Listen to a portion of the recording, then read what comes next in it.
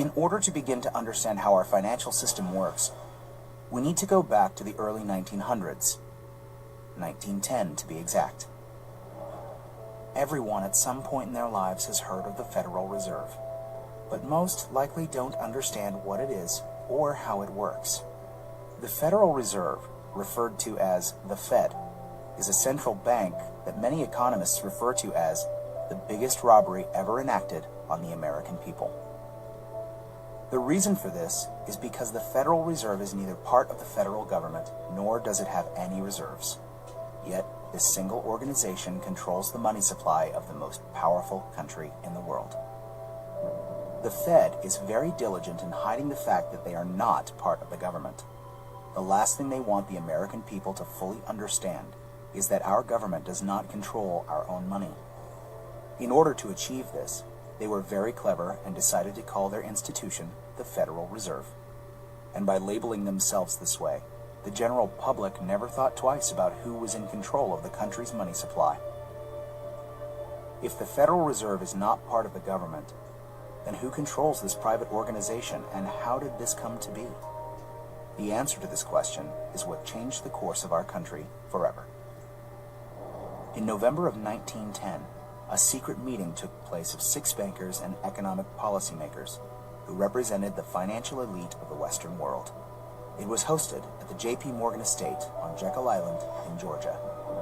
In attendance was Senator Nelson W. Aldrich, Abram Piatt Andrew Jr., Assistant Secretary of the Treasury, Frank Vanderlip, President of National City Bank of New York, Henry P. Davidson, Senior Partner of J.P. Morgan and Company, Charles D. Norton, President of First National Bank of New York, Paul Warburg, Director of Wells Fargo, Benjamin Strong, the emissary for J.P. Morgan, and coincidentally, the first president of the Federal Reserve.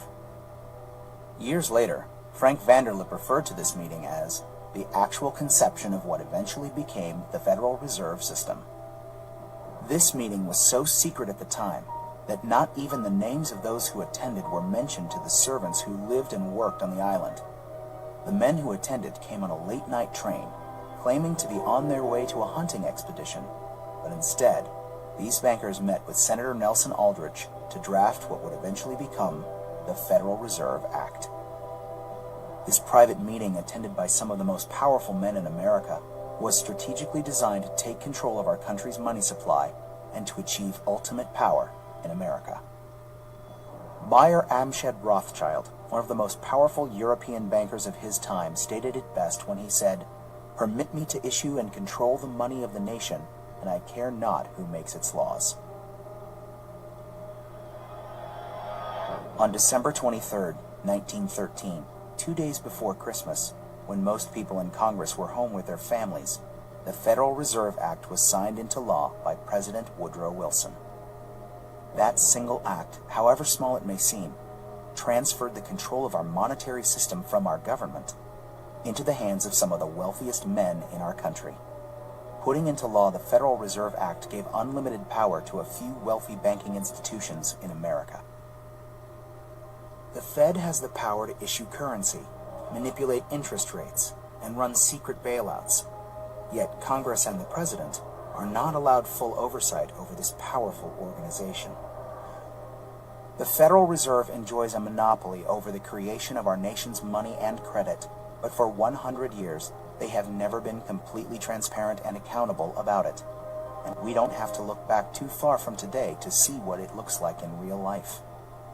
When testifying before Congress in 2009, Fed Chairman Ben Bernanke refused to disclose which institutions received trillions of dollars in these bailouts and loans, or give our representatives details about what deals were being made.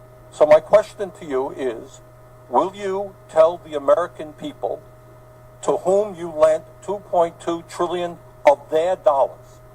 Will you tell us who got that money and what the terms are of those agreements?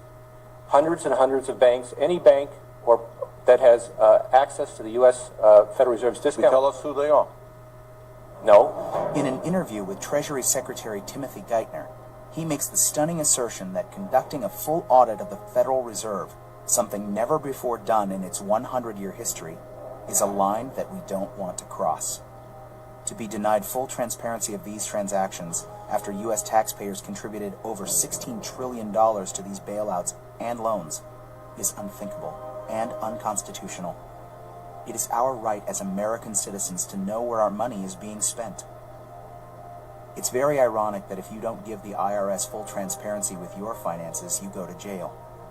But if you're a private organization of elite bankers that controls the money supply of a country, you're free to do as you please without full oversight.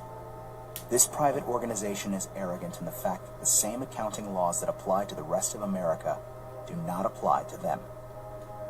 There is no other agency of government which can overrule actions that we take.